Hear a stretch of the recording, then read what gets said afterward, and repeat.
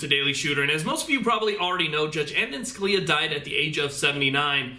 Now, I hate to have to admit this because I'm not really the conspiracy theorist guy, but my mind immediately went to conspiracy. The reason that I went to conspiracy is because of the timing. If you look at the Supreme Court, right now the balance of power kind of leans toward the Second Amendment. It leads towards pro-gun, and we've actually won some fights. We've lost some, but we've also won some. But I think generally speaking, we hold the majority as Second Amendment advocates in the Supreme Court. Now, I started thinking about Obama's current agenda. You know, coming of 2016, he immediately started pushing for more gun control. San Bernardino, more gun control, gun control, gun control, gun control, all the way down the board.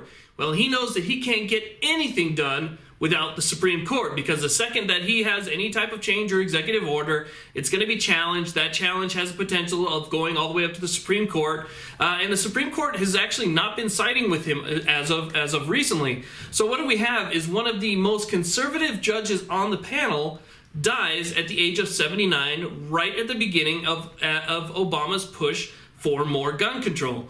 Now, I like I said, I'm not really the conspiracy theory guy, but the timing of it just seems horrible. And the reason that I'm bringing this up, and more than likely he just died of natural causes or whatever the case might be, and it was just a really sad passing of somebody who has stood up for our rights in the Supreme Court. However, that other side of me just can't help but think about the conspiracy part. So I'm thinking to myself, if I'm thinking about that aspect of it, there's got to be other people that immediately went there when they saw that he died. So I'm kind of talking to those people who thought the exact same way that I did. Maybe this is something fishy.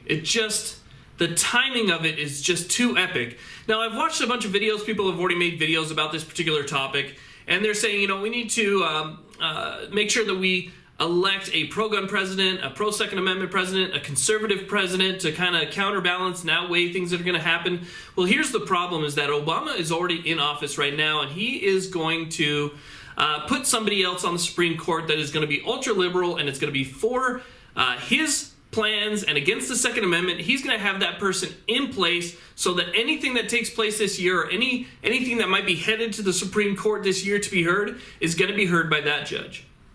So regardless if we get a president in office that's ultra-conservative, pro-Second Amendment, whatever the case might be, the balance of power has shifted.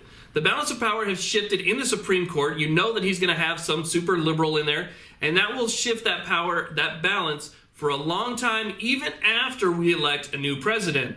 So anything on its way up to the Supreme Court that's going to be heard soon, we need to pay extra special attention to those things, because regardless of the way voting goes, the Supreme Court's already going to be a fixed staple in the liberal world now. So things to watch out for. Definitely keep your eyes and ears open. Keep them to the ground. Listen to what is happening around you and take note to these things, because, like I said, even though I'm not the conspiracy theory type, I like to think of myself as a very level-headed person. I immediately went there, so I assume that a lot of you did too. Leave your thoughts, your comments, in the comment section on this video. I'd like to read them all later and see kind of where everybody else stands on this particular situation.